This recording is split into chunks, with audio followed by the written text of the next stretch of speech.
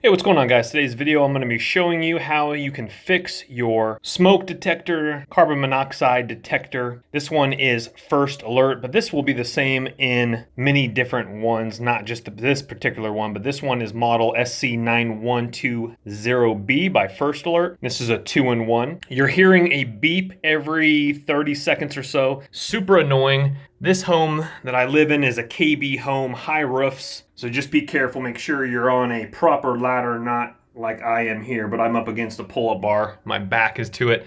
Just use caution, don't fall down your stairs. How we got to this point right here, very simple. Let me show you. All we did is we went counterclockwise, and that dropped this down. Now that plug was inserted right in here to that latch right there. Real simple.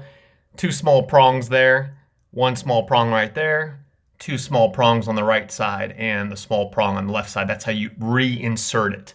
Now it's not making a beep because of the hard wiring. This is hardwired into the unit. Obviously this is a condominium townhome, so this helps out with obviously the fire sprinklers right here. That's why it's hardwired in. But the beeping is coming from a battery. Okay, I'm gonna show you 2 options. The easiest option to bring the whole entire unit down so you can kind of see a little bit better of what you're doing. It's again very easy, or you simply can skip some of these steps. Pop this tab right here, the door will open up, take out the battery and put it back in. But I'm gonna show you, it's only gonna take you 2 extra minutes, and this will give you better access to it so you can see what you're doing. So keep watching. And this particular one, this battery should have lasted a lot longer. This model is from July 5th, 2016. And unfortunately the battery is already going out. Current filming of this is fall of 2018, so it's about a little over 2 years. So right here where it says installed right here, looking at it like this, here we have this little tab right here.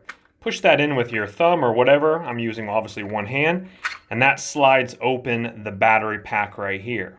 This is a 9-volt battery. I will have that linked in the description box below, as with this exact unit as well. And we're gonna go ahead and switch out the battery. And we also tested the battery, and it is complete rubbish. I will also link a battery tester. These are very inexpensive, and I highly recommend these for AAA batteries, everything, AA batteries. Again, 9-volt, we have absolutely nothing right there. This particular model is very hard to see, but inside, down right there at the bottom, it has a plus. Over here has a minus, so that's the way you want to reinsert it.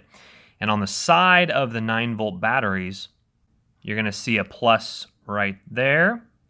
On the other side, there's no minus. They assume that you know that that is minus. So obviously this side is plus. So we're going to go ahead and insert the battery back in like that.